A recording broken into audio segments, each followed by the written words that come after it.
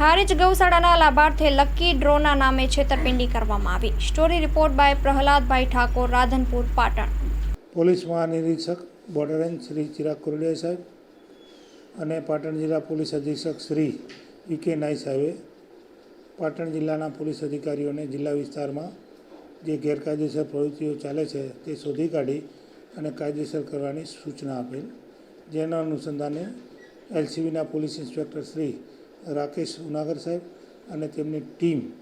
ગઈકાલે હારીજ વિસ્તારમાં પેટ્રોલિંગમાં હતા। દરમિયાન જે પીએસઆઈ શ્રી એચ.ડી. મકવાણા છે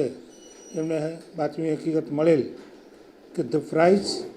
cheat and money circulation schemes banning act 1978ની કલમ 3 મુજબ લકી ઇનામી ડ્રો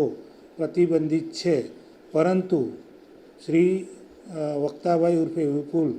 પુનમાજી માળી રહે અજાપુરા, તાલુકો ડીસા, જિલ્લા બનાસકાંઠાવાળાએ પોતાના 11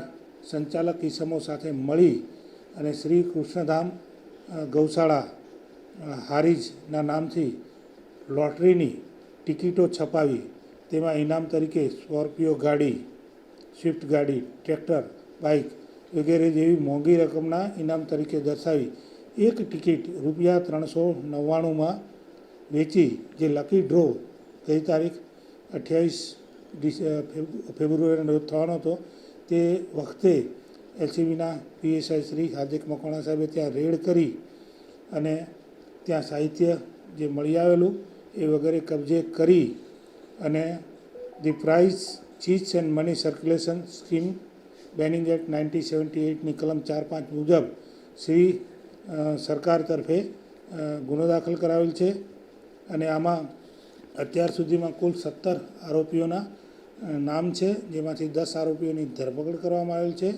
અને બાકીના જે આરોપીઓ છે તેની તપાસ હારીજના પોલીસ ઇન્સ્પેક્ટર શ્રી નીરવ શાહ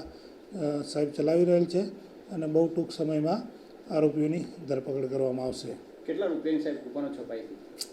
જે પ્રમાણે પ્રાથમિક તપાસમાં માહિતી પ્રાપ્ત થયેલ છે એ પ્રમાણે ₹4 કરોડ જેટલા રકમની ટિકિટોનું પ્રિન્ટિંગ થયેલું અને આમાંથી મોટાભાગની ટિકિટો છે એ એમને વેચેલી છે। આમાં જે અશોક માળી છે એનું